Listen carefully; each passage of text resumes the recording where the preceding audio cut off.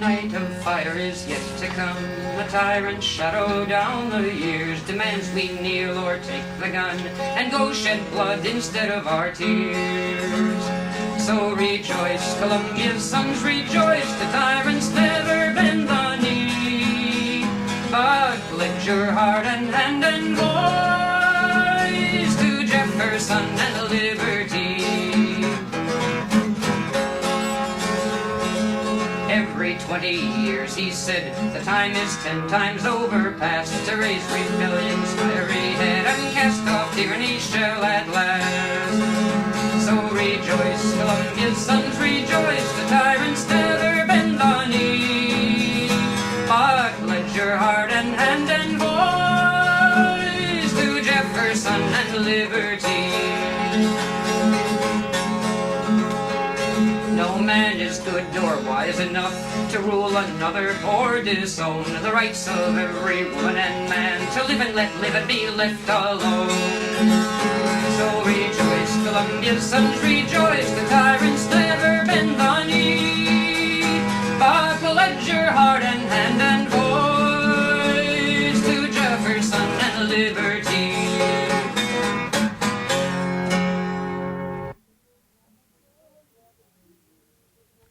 Now Sir Robert Menzies was walking down the street and thinking of our Air Force, which was mostly obsolete.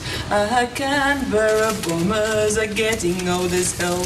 I'd better call up Uncle Sam and see what he can sell. So the F4111, it is a lovely plane. It flies at twice the speed of sound and scatters bombs like rain. Its wings go back and forward, it's the latest thing around. It's a pity that it isn't safe to take it off the ground. He said to Uncle Sammy, we want to buy a plane to save our lovely country from going down the drain. We want to scare some Asians, so see what you can do. The answer was, Bob Buddy, we've got just the thing for you. Oh, the F4111, it is a lovely plane. It flies at twice the speed of sound and scatters bombs like rain. Its wings go back and forward, it's the latest thing around. It's a pity that it isn't safe to take it off the ground. Bob said we'll take 24, the plane they had to make. And soon they had one ready, its first flight for to take. It whistled down the runway with a dreadful roaring sound, and then broke up in little bits and fell back on the ground. The F4111, it is a lovely plane. It flies at twice the speed of sound and scatters bombs like rain. Its wings go back and forward, it's the latest thing around. It's a pity that it isn't safe to take it off the ground. They sent some off to Vietnam, the country to defend, to wipe out all the enemy and cause the war to end. But Ho Chi Minh said, comrades, don't waste their precious shells. These brand new planes the Yankees have all fall down by themselves. It is a lovely plane. It flies at twice the speed of sound and scatters bombs like rain. Its wings go back and forward, it's the latest thing around. It's a pity that it isn't safe to take it off the ground. Now years have come and years have gone, we all still depend on our nice old Canberra bombers, our country to defend. The new plane's prices double each time, every time one takes a spill. And if Sir Robert was still here, we'd make him pay the bill. The F4111, it is a lovely plane. Flies at twice the speed of sound and scatters bombs like rain. Its wings go back and forward, it's the latest thing around. It's a pity that it isn't safe to take it off the ground.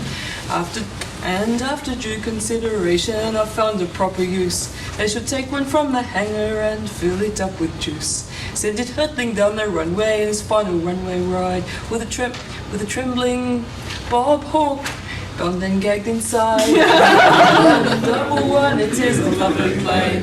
Flies at twice the speed of sound and scatters bombs like rain. Swings go back and forward, it's the latest thing around. It's a pity that it isn't safe to take it off the ground.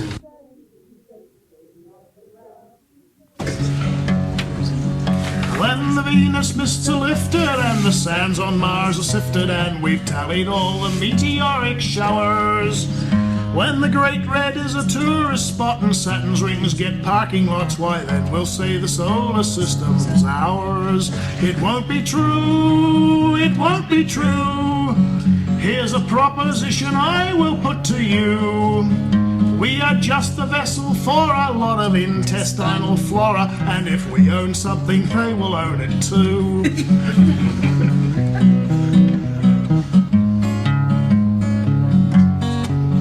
We've the galaxy before us, we will populate Centaurus and put garbage dumps on stars before too long.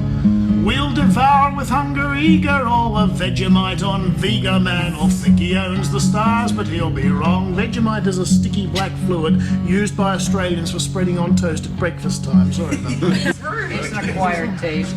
You're wrong, yeah. Acquired by Oh yes what? I he don't is. Oh yes he is. It's enough to put a tribble in a tiz. For wherever man encroaches, there'll be fleas and rats and roaches, and the galaxy is theirs as much as his.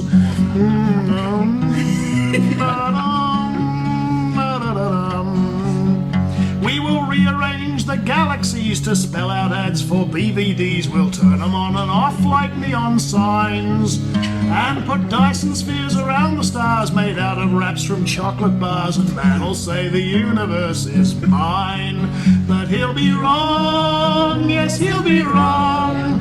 Sit and listen while I sing to you this song. There will still be mice and lousers, or perhaps that's lice and mousers, but to them the universe will still belong. And to them the universe will still belong.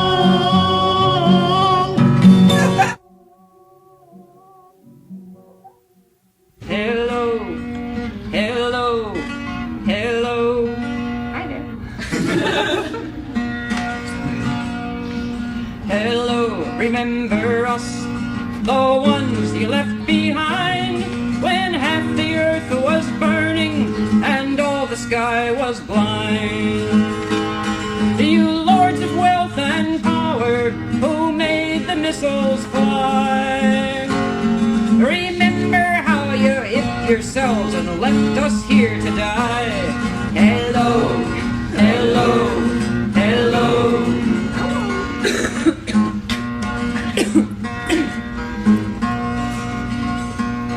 Hello, remember us. No doubt you shed a tear before you took yourselves below and left us standing here. Now aren't you pleased to see us, so many still alive? Or did you hope to find a world where you alone survive? Hello, hello, hello. Hello, remember us. We sure remember you. Remember how our world was and what you brought it to. And when the dead were buried, the dust all cleared away, we set ourselves about your door and waited for this day. Hello, hello, hello. Hello, remember us. It seems we're hard to kill, though more than half were slaughtered, then enough are living still.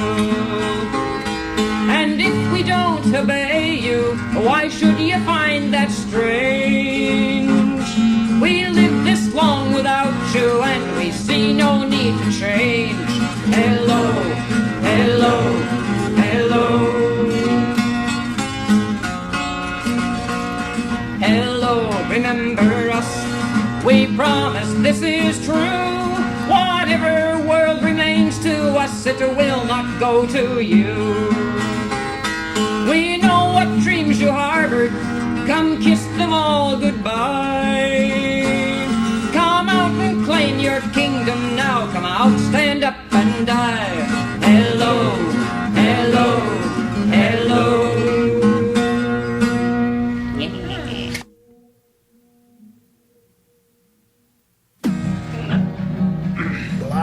Day and black the sky, they came and locked us in.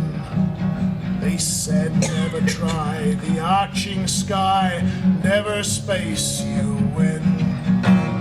Weapons are not held by thralls, children touch no fire. Walk your world find our walls and stay your soul's desire.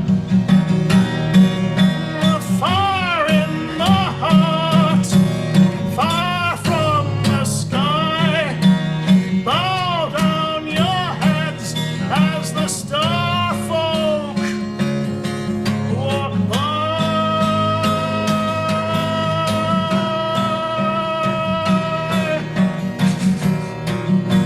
So their ships gleam overhead to watch and warn the bars.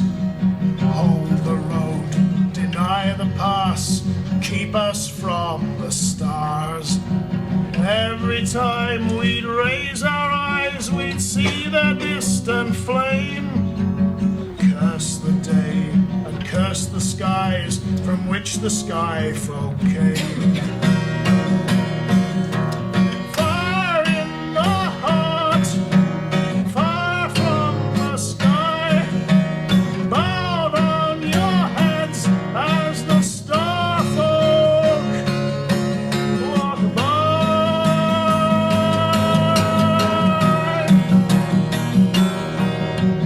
Grubbing our exhausted earth, work and mine the sea.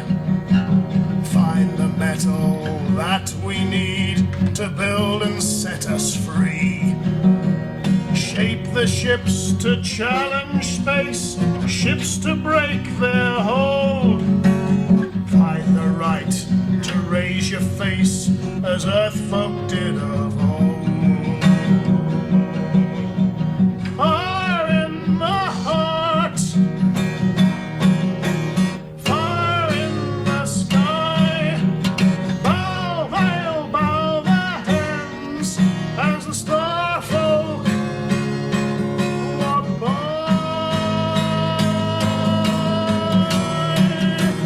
Far in the heart, far from the sky, they'll bow their heads as the earth folk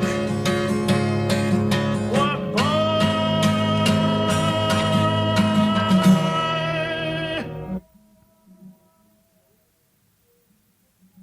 Of all the trees that blossom beneath the sacred sun, the fairest is the Rowan Tree that wears a snow-white crown. The fairest is the Rowan Tree that sang me to my rest, with secret signs of power bare upon her breast. By the rising of the sun, the silver of the moon, I know well what time will tell inscribed upon my moon. For once beneath the Rowan I took a sacred vow, my life to serve the lady's will, a crescent graced my brow. I died beneath the Rowan Tree, defending what I held. The faith of those that followed me, that faith was never furled. By the rising of the sun, the silver of the moon, I know well what time will tell inscribed upon my doom.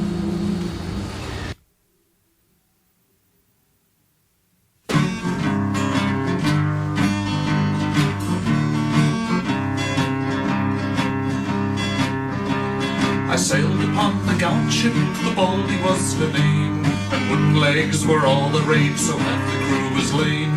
The captain was the worst of all, a man of many parts, with a patch for an eye and a peg for a leg and a hook for the charts. The captain had 2 parrots, one more than was required. We flew the Jolly Richard, 'cause old Roger had retired. He took size 10 and a seaman's boot, which of course was no mean feat. And what he thought of the girls in port, arr, I can't repeat. Hey, hold me buckles, it's outward bound I be, with a double parrot pirate and a demon of the sea. The captain was a portly man and always getting drunk. It was widely known he was so overgrown his pirate's chest had sunk. He made it clear if the ocean one day he'd be happy to walk the plank and sink in the tide with his mouth open wide to make sure that he drank. Hey ho, me buckles, it's outward bound by me, with a double parrot pirate and a demon of the sea. And then one day the captain said there's mutiny in the wind. Everyone's going ar ar ar with parrots tucked under their chin. When Colin on the forward deck he plied them all with rum. And he called every toast on the Barbary coast till they'd forgotten why they'd come. Hey ho, me buckles, it's outward bound I be, with a double parrot pirate and a demon. Hey ho, me buckles, it's outward bound I be, with a double parrot pirate and a demon of the sea.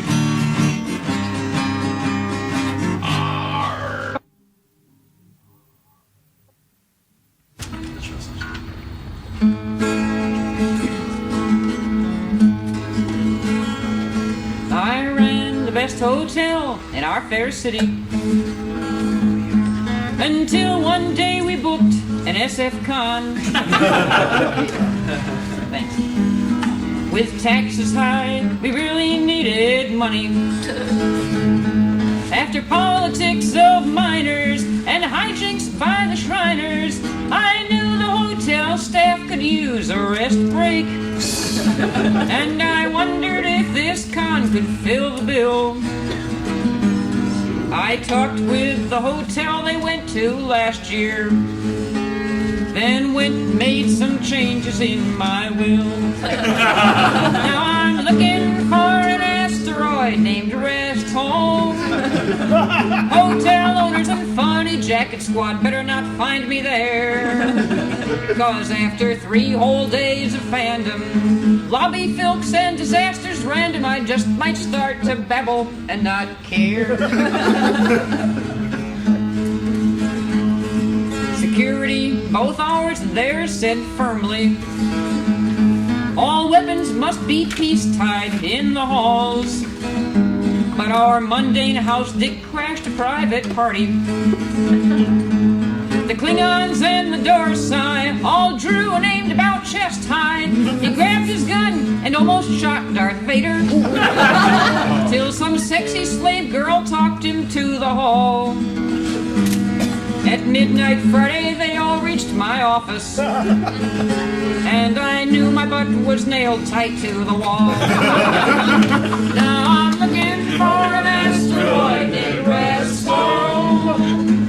Hotel owners and funny jacket squad better not find me there, 'cause after 3 whole days of fandom, lobby films and disasters random, I just might start to babble and I don't care.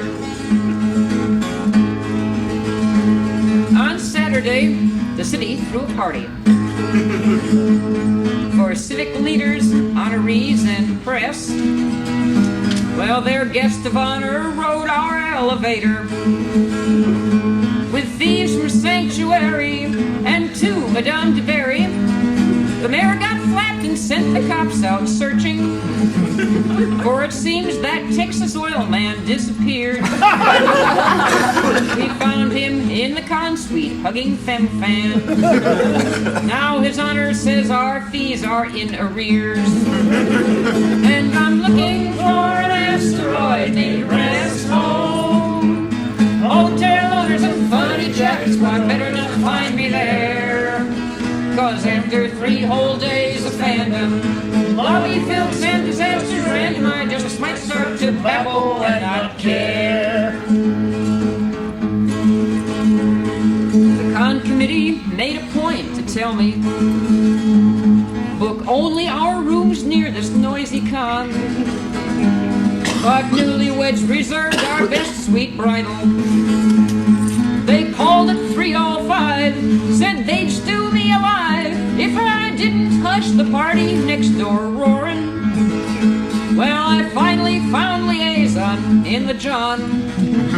Seemed they'd kidnapped bride and groom to join their orgy. Cause they said no bride should sleep before the dawn. Now I'm looking for an asteroid named Resto.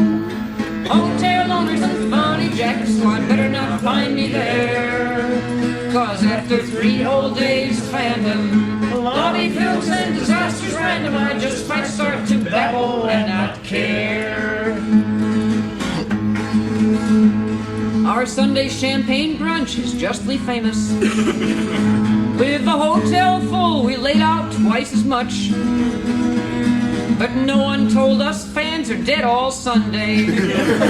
Having caterwauled till dawn, or really tied one on. Our chef just quit while having grand hysterics. Come on, you. He found bug-eyed monsters perched upon his stove. Stuffed vampire bats were draped on all the fruit bowls, each collared with a string of garlic cloves. Now I'm looking for an asteroid in Resto. Hotel owners and funny jacks, so I'd better not find me there. Cause after 3 whole days of fandom, lobby films and disasters random, I just might start to babble and I don't care. I sent the con a bill with something added for ruined elevators, walls, and rep. But charity, it seems, got all the profits. The charge would be a blunder. Poor orphans I would plunder. Now my sanity, it's clear, has really vanished. For their chairman's in my office, full of cheer. She says they really liked my hotel spirit. And they'll all be back again this time next year. I'm looking for an asteroid named Resto. Hotel owners and funny jacks, but better not find me there. Cause after 3 whole days of fandom, lobby films and disasters random, I just might start to babble and not care. Oh yeah, I just might start to babble and not care.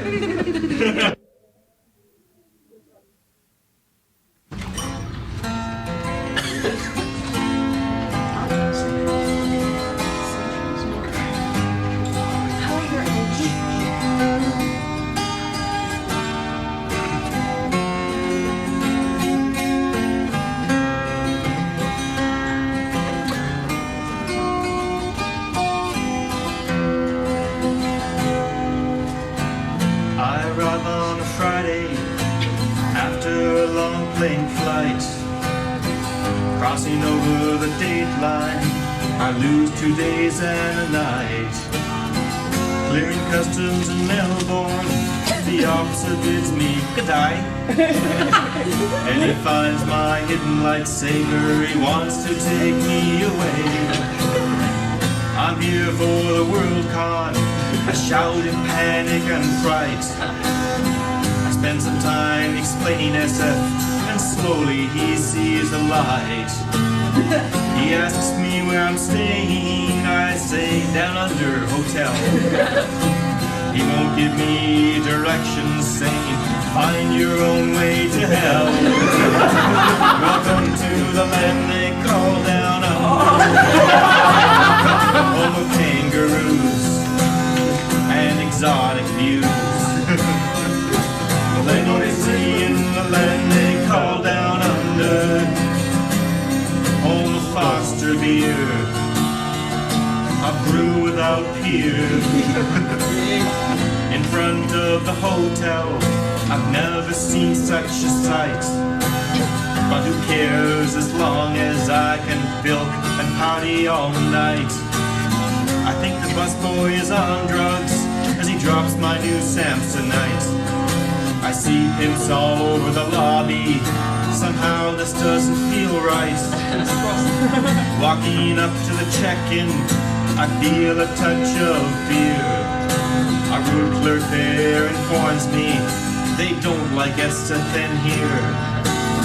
Your room is number 13 up on the 13th floor. broken, I stagger upstairs and break my key in the door. Welcome to the hotel, call down under, where the lights are red and no one sleeps in bed. Plenty to do in the hotel, call down under. My costume is on, now where the hell's the car? I make my way through the lobby, finally finding the bar. I start by asking for a premium beer. He offers me Texas Lone Star. I decide to check the wine list and ask for his honest advice. He says the Bordeaux is syrupy, try Reuniti on ice. The main hotel's at 2 miles away, this hotel is just for overflow. I'm tired of walking to the Southern Cross, we have such a good local show. Some Australian rules football fans drop in almost every day. They like our whiskey and even our filth, though it drives most others away. Welcome to the hotel, call down under. A bit run down, but it accepts cons. Don't mind all the mirrors on the ceiling, they're kinda nice if you're into vice. The official con has ended close to a month ago. Hotel Down Under's rooms are cheap, I don't think I want to go. I work now as a bouncer, dressed up in my Darth Vader suit. The Sheilas are friendly, the beer is free, our company crowd to boot. So come to the hotel, call down under. Can I take your bags and watch out for that jet lag? Plenty to do in the hotel, call down under. Just call on me, my advice is free, almost. Mary, lovely Mary, I cannot stay, my dear. The dirt is in my eyes and that horizon is too near. And in my mind I always seem to taste and touch and hear the singing of the bright and shining stars. Oh, the stars around me crowding close on every side. I hear their voices calling me and can no longer bide. I have to find another ship, hitch another ride, and hear again the singing of the stars. Mary, hold me closer, this will be my last night. The ship is primed and ready as a bird is primed for flight. She's timed to live for endlessness, she'll race the morning light. And I'll hear again the singing of the stars. Mary, how I wish that I had someone here to care. It's lonely in this place and I'm beginning to despair. I cannot feel my legs and I am running out of air. And I'm blinded by the singing of the stars. Oh, the stars around me crowding close like laughing friends. The galaxy like mist, its shining bow above me bends. I once thought that space was limitless, but now know how it ends. For I cannot hear the singing of the stars.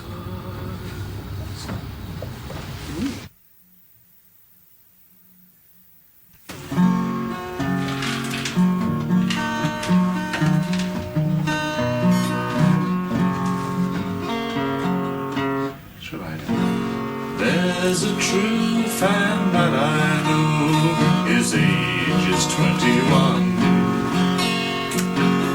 Living in a slant shack in North Carlton. Just got out of uni, and there's panic to be done real soon now. Pop an issue real soon now. My parents hate his fanzines since he sold his offset press. My father says his mimeos appalling. I would follow him through all his changes of address real soon now. Of an issue real soon now. But when he comes to call, my pa ain't got a word to speak. Guess he heard my boyfriend won that slander suit last week. So come, me old grey postman, bring those locks to me. We're way behind the deadline, getting later. He loves his damned old Romeo as much as he loves me. Real soon now, pop an issue real soon now. Real soon now, pop an issue real soon now.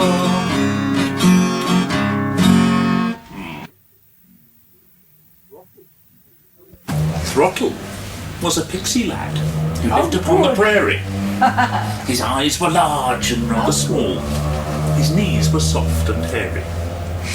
Now, Throttle had again more fun than worming anacondas or sticking forks in cantaloupes or roaring round on Hondas or talking Czech to leprechauns and hobbits, snarks and gobblers.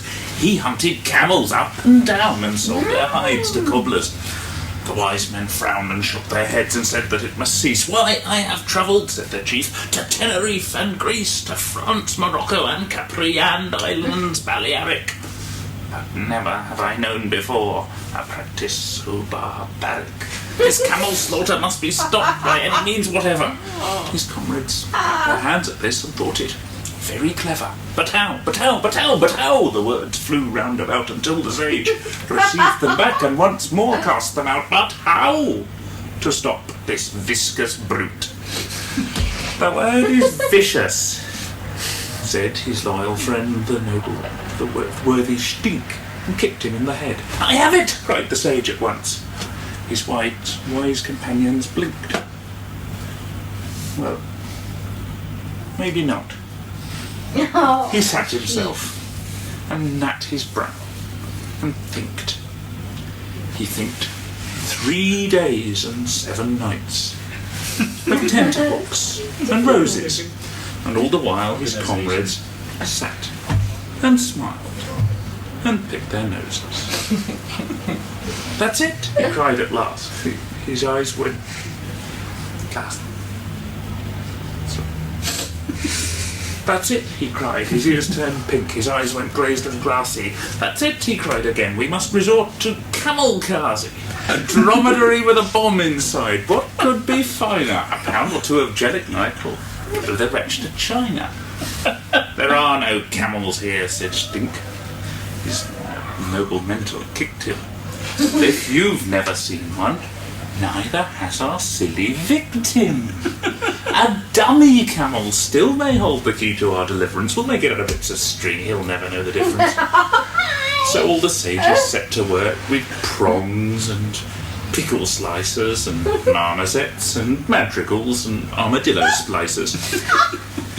Its skin was of rice pudding green, and its hair of sugared curry. Though it bulged in funny ways, they didn't seem to worry. They stuffed it with self-raising flour and bags of polyfiller. A detonator in its teeth to funerate the killer. They left it by the lozenge tree among the flitting mice, and all that stood upwind of it declared it very nice. Oh dear. The sages hid behind a rock and waited for the hunter. He came along in search of socks to hide his toenails under. But what was this furry beast that stood across his path? He pondered long, then turned around and went and had a bath. And having thought in dampness wet on what he'd stumbled on, our hero wandered back again to see if it was gone. He viewed it through a stethoscope. He pelted it with fudge.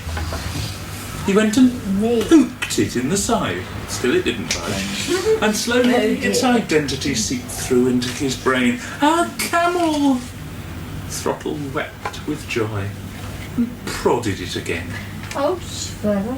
I think it must be dead, he said, and thought of cobbling houses, and slowly drawing out his hand, he wiped it on his trousers. But first, I must remove the teeth, they clog the masticator. With that, he reached inside the mouth and pressed the detonator. Oh, So when you see red lumps descend from out the sky, you'll know they're bits of throttle, blown to hell those many years ago.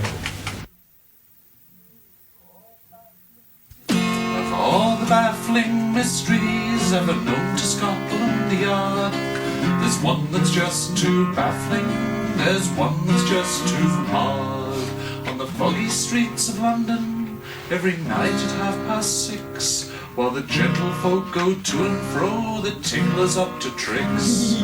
You'll see him in the shadow with a feather in each hand, or else he's incognito, he could be the hot dog stand.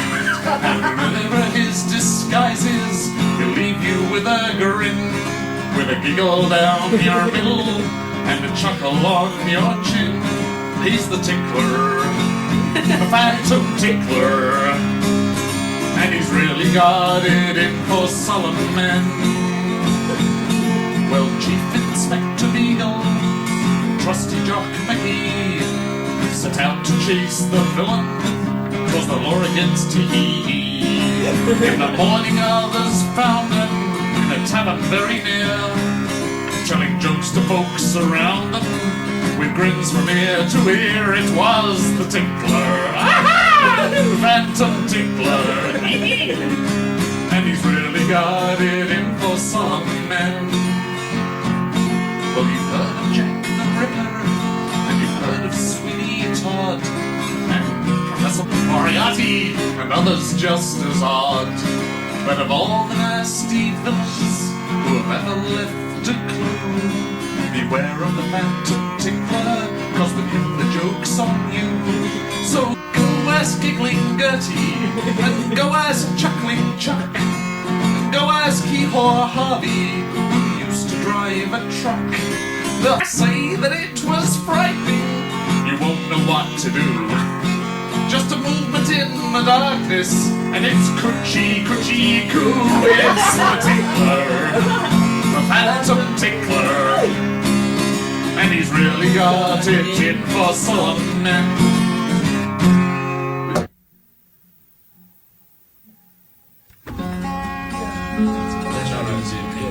You can talk about SF till you grow both hoarse and deaf, and all the plots are sounding quite the same. But someone had to start it, and it wasn't Ron Gillard, it was an Englishman who's earned eternal fame.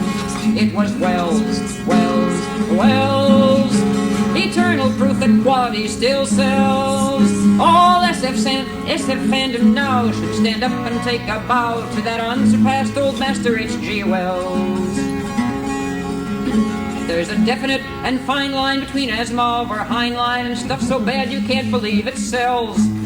They are all judged by their peers, but just wait for 40 years and see how they all compare to H.G. Wells.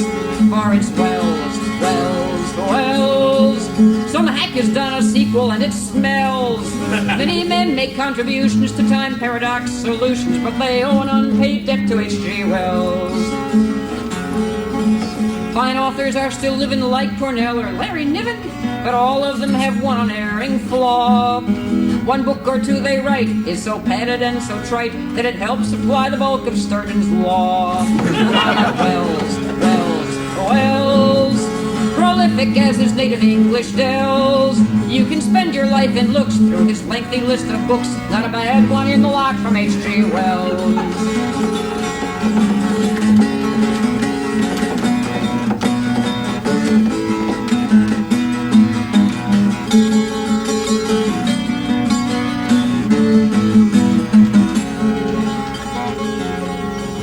Invaders come from Mars, or man reaches for the stars, and without a doubt, it's all been done before.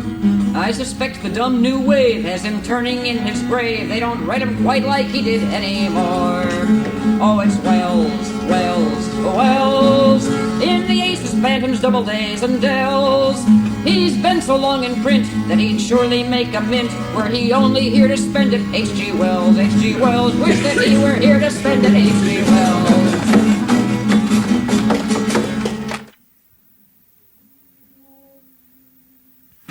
Mary, oh mirror, the stars and the dewfall have covered your hilltop with light. The wind in the lilies that blossom around you go barren your name to the height.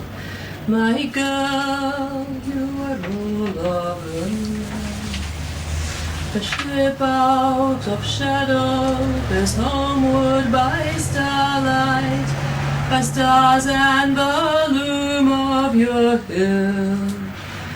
A hand at a brow is uplifted in peering, saluting and shaking with chill. My girl, are you waiting there still? I'll sing you a song about Mary O'Meara, with stars like a crown in her hair. Sing of her memory ranging before me wherever the way that I fare. My joy is to know that she's there. The song shall ride home on the surf of the starlight and leap to the shores of the sky. Take wing on the wind and the odor of lilies, and Mary O'Meara would fly and whisper your name where you lie. So softly you hear it now, Mary O'Meara, but soon it rings joyful and clear. And soon in the shadow and dew of your hilltop a star-guided footfall draws near. My only beloved, I'm here. Sleep soft once again, if you wake in your darkness, sleep knowing you are my dear light. As long as the stars will the years down the heavens, as long as the lilies bloom white, my darling, I kiss you good night.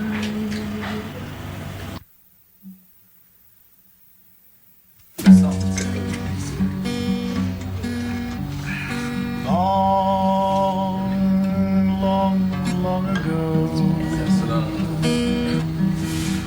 in a place far away, I loved a girl, loved her so, had to go, couldn't say why I left her, but I left her long ago, far away.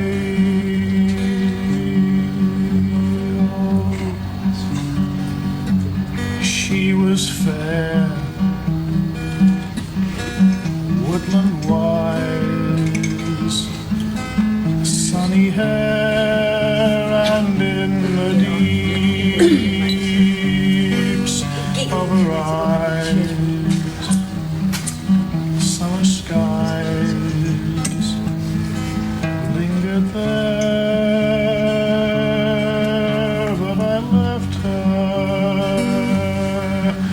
Oh, I left her, and I can't go back there.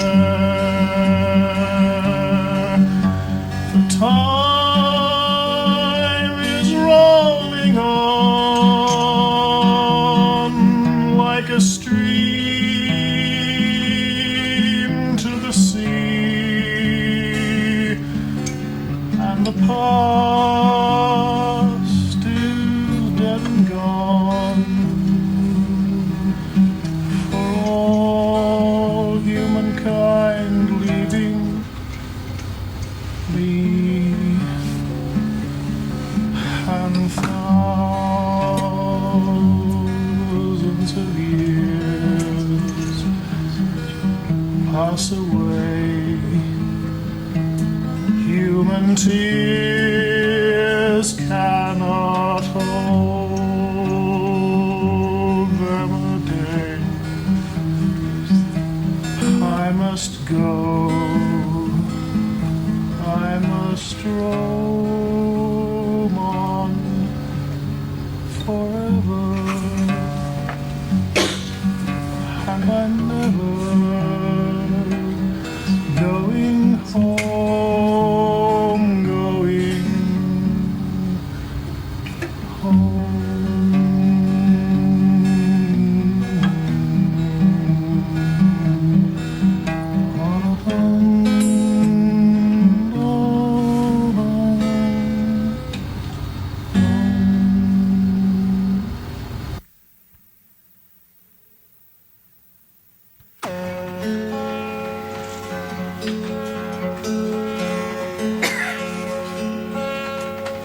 Once there was a ship of stone that orbited a mighty star, and from it flew the first ships through, whose children we all are. And no matter how long we've drawn our track, still over our shoulder looking back, through the hydrogen's hiss and the methane's moan, past the polymer clouds of the dead star shrouds, all our roads run back to the ship of stone.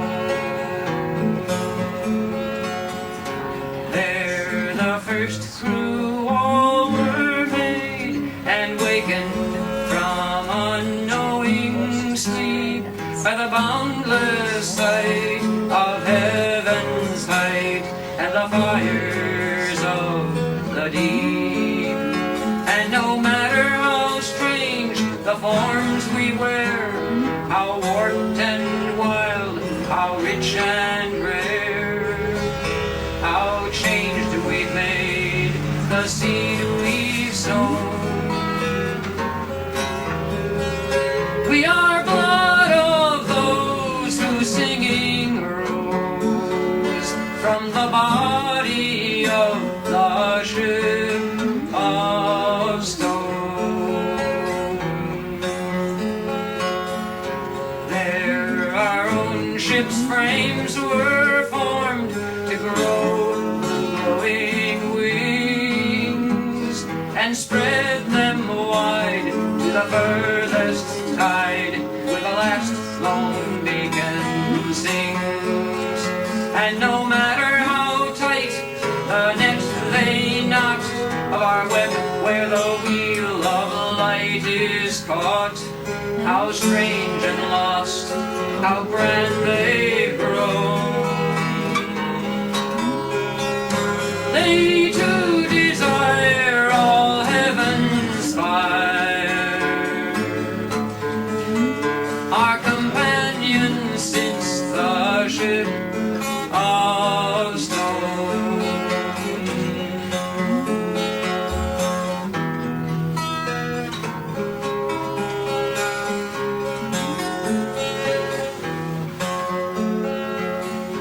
Once there was a ship of stone, clear domed and hulled and clean, where the air shone blue, through whose folds birds flew, whose decks were growing green. And no matter how odd these things may seem, as madly mazed as shards of dream, they are not a dream that you dream alone.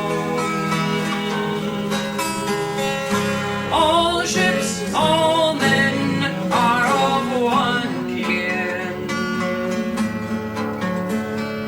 We shall not forget the ship of stone.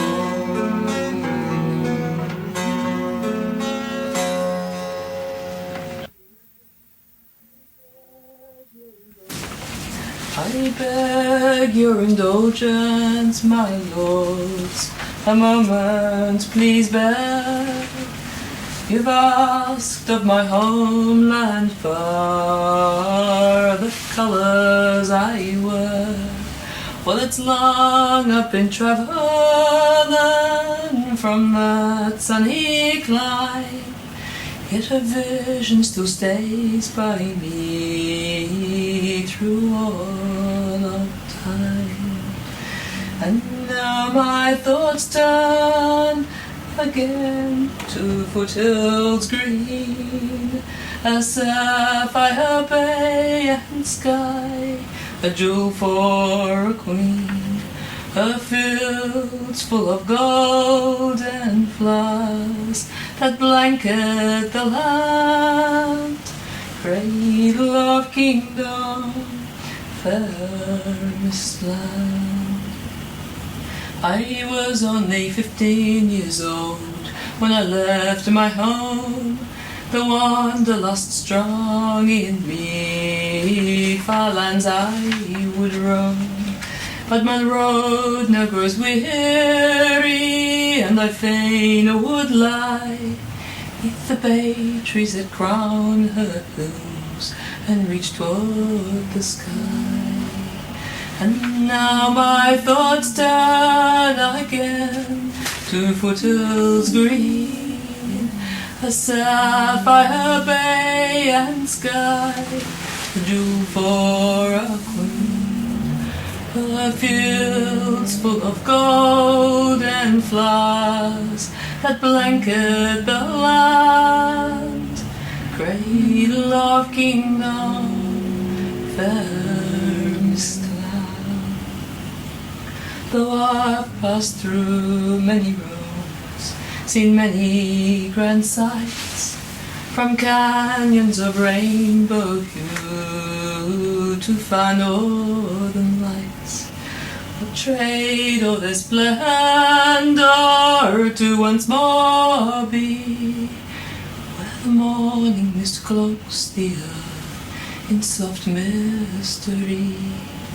And now my thoughts turn again to foothills green, a sapphire bay and sky, a jewel for a queen, her fields full of gold and flowers that blanket the land, cradle of kingdoms, fairest land.